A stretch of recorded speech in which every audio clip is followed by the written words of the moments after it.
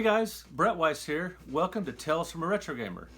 So this episode is going to be about two really cool, really big video game conventions coming up the weekend of October 19th. Now, since they're the same weekend, that presented sort of a dilemma for me because I love both of these shows. Retropalooza in Arlington, Texas, which is about 30 minutes from my house in Fort Worth, and the Portland Retro Gaming Expo in Portland, Oregon, which is about a three and a half hour flight. I love both of these shows, and I go pretty much every year. At least for the last 3 years I've been going to Portland, and I've been going to Retropalooza every year since they started 7 years ago. These are both great shows, and I had to decide which one I was going to do.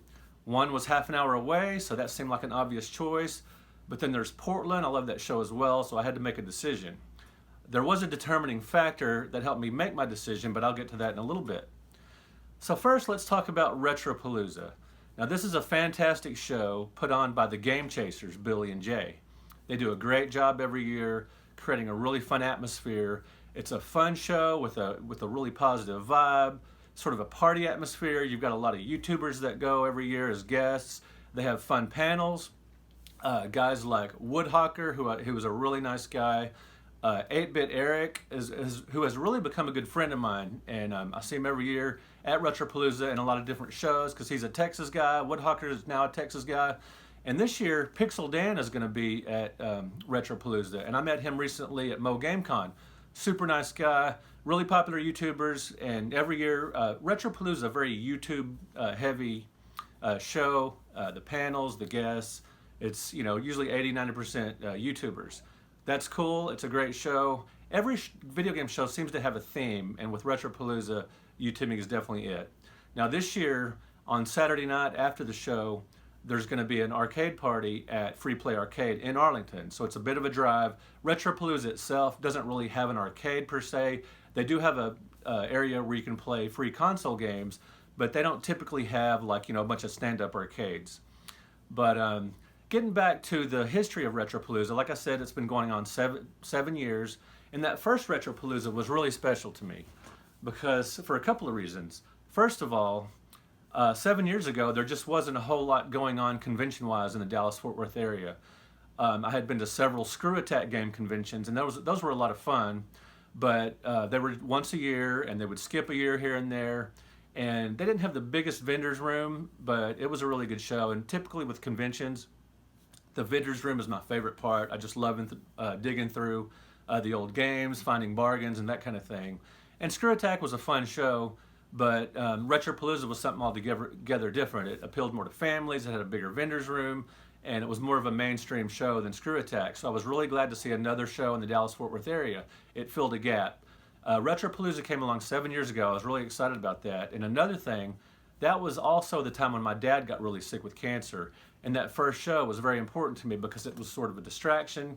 And they say gaming is entertainment in general, sports, TV, whatever you like, music, is a great distraction from all the troubles in life. And video game conventions and Retropalooza that first year was certainly no exception because we were dealing with my dad's illness, and it turned out to be a critical illness. He eventually died a few months later, but that first show, he was very sick, and it was just a great getaway that Saturday to go and sell some games and hang out with my gaming buddies. Billy and Jay have always been very cool to me. Jay even bought my SNES Omnibus Volumes 1 and 2 at a recent show. That was very cool of him. He probably could have gotten review copies from the publisher, but he told me, he just said he wanted to buy these books to support me. Really appreciate that, Jay. Thanks a lot. Billy has always been awesome. He's become a good friend of mine. I've interviewed him a couple of times. I interviewed him about the Game Chasers movie that him and Jay and 8-Bit Eric and some others are working on. And so they've just been great guys. And so I just love Retropalooza. It's a great show, and it's always fun to hang out with the guys. Plus, it's half an hour from my house. I can load up my car with a ton of stuff, go and just sell and make a lot of money. I always sell a lot of books at Retropalooza. Always sell a lot of games. All right, so let's talk about Portland a little bit. Now, I'm not the biggest fan of flying, but if there's somewhere I really want to go, I will fly. Maybe take a Benadryl or something to calm the old nerves a little bit. Anyway, so this is my third Retropalooza, this will be my third Portland Retro Gaming Expo. I am going to Portland. I did make the decision a few months ago, and I'll tell you why here in a little bit. So I had always heard good things about the Portland Retro Gaming Expo, which started in 2006. I'd always heard it was a huge show, especially in the last few years. It's gotten really big. They have a massive vendor's room with a lot of great stuff.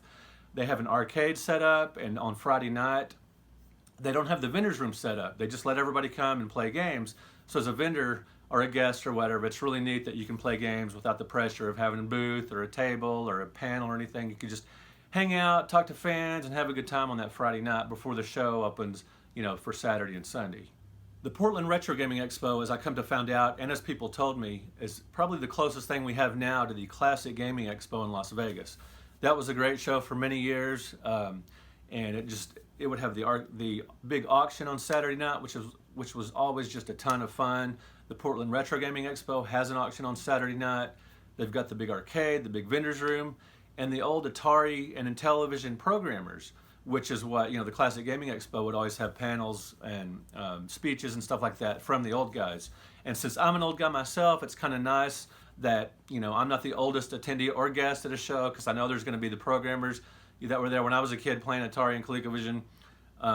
Guys that are older than me that were working on those systems and those games are going to be at, the Portland Retro Gaming Expo. So that's kind of nice. At this year's expo, as always, they're going to have a bunch of programmers. Howard Scott Warshaw, who programmed E.T., and the infamous E.T., he's got some great stories about that, and the excellent Yar's Revenge. Ed Logg, who worked on Asteroids and so many other games. David Crane, famous for Pitfall. Bob Smith, that created Dragonfire, which is a really great Magic game. Gary Kitchen, who's become a good friend of mine. Keystone Capers, and it's just tons of programming all weekend, just panels. There's 2 big panel rooms, so some of them overlap. So, you got to map out your day, map out your weekend, figure out what panels you want to go to. Super exciting, lots of history, and Portland really focuses a lot on history, which I'm really into. Also, there's going to be some other writers there, like Tim Lapatino, who wrote Art of Atari, and guys like that. So it's always fun to talk to other writers, including 2 of my really good friends that I've known for a long time, Michael Thomason and Leonard Herman. Historians, writers, really good friends of mine, great guys. So it'll be cool to see them. Now, one really cool thing about Portland this year, I'm going to get to hang out with John Hancock. He has generously offered me to let him crash in his hotel room, which is really cool. That'll help out a lot. That's going to be a lot of fun. Maybe get to know him a little better. Another cool thing about the Portland Retro Gaming Expo is it's in the Pacific Northwest, obviously. It's a beautiful part of the country, as I discovered 3 years ago when I went to my first Portland show.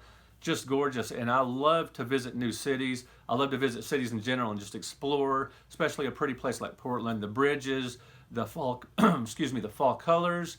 It's a great walking city. There's microbreweries to try out. There's a ground control arcade. Super fun city. It's a great city for bicycling. I love to check it out. I love to what I call city hiking. The Metal Jesus crew is up there. They're in Seattle, so it's obviously a couple hours away from Portland. So they always make the show. Metal Jesus himself, really cool guy. I've interviewed him before. Really nice guy. John Hancock, Kenzie Burke, John Riggs, Reggie Williams, Kelsey Lewin. Really cool crew. Really nice. Some of the most down-to-earth YouTubers that you'll meet. And so Portland's just a great area. Really cool show. Now, the Portland Retro Gaming Expo and Retropalooza are both fantastic shows. They're run by really cool guys. Rick Weiss and company with Portland. I've become friends with him as well. But I had to make a decision. Which show am I going to go to? Well, the Portland show, Rick Weiss reached out to me to be a guest panelist at the show. And so that's kind of hard to pass up. That's really good publicity for my books. It strokes the ego a little bit, I'll have to admit. And it's panels are super fun. It's a way to get new fans. It's a way to get new YouTube subs. And it's just great. I love sharing my history of video games and some history itself about video games, with the audience.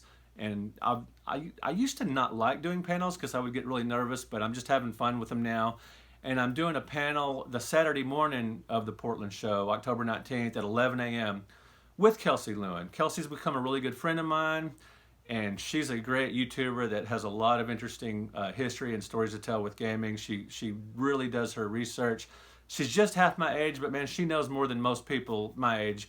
She is really something, and so we're going to have an excellent panel that morning, a Q&A panel, and I am giving away a copy of the SNES Omnibus Volume 2, and you can get both of us to sign it because I obviously wrote the book, but she has a story in there as well. And so in the comments below, if you could please let us know, are you going to Portland? Are you going to the Portland Retro Gaming Expo? Have you been before? What about Retropalooza? What are your thoughts on that show? Now this year Retropalooza has a very interesting guest, Billy Mitchell. Now I did a little quick episode about Billy Mitchell being at Retropalooza. You can look at my comments on that. You just find the episode on my channel for more on that. He's a controversial figure because of the cheating scandal. So you may or may not want to meet him at Retropalooza. I think it would be fascinating. I would like to hear what he has to say. I would like to hear what people ask him. But I'm going to miss it because I am going to the Portland show. Couldn't resist the guest panel, and I do love going up there and seeing my friends that I only get to see once a year. At Retropalooza, I do get to see a lot of local guys that I see pretty often. Anyway, it was a tough decision, but like I said, I am going to Portland, and if you could comment below about either show, I'd really appreciate it. Now, speaking of comments, last week I did an episode about the All Game Guide, an online database I started writing for in 1997 and worked with for several years. And I had a really cool comment by Earl Green, who also wrote for the All Game Guide. And he says, "Those were good times. Like you, I remember the sudden gear stripping pullback after 9/11, and how there was talk of us reworking our material for print. I think your success at McFarland Publishers is the icing on the cake. All Game Guide could have done that, but they totally dropped the ball, and then you ran with it and have a pretty good chunk of that market cornered. I'm glad someone from our scrappy little ragtag group of freelance writers ran with the idea." Thanks for the kind words, Earl. I really appreciate it. All right, guys, thank you so much for tuning in. If you could like this episode, that would be super helpful. If you could subscribe to the channel, that would be even better. And thank you guys who already subscribed. Thanks for watching. Peace out. Also, 2016 was your first Portland? 2017. Okay, well then stop saying 3 years ago. Well, this is the third year. That's not 3 years ago, that's 2 years ago. Okay.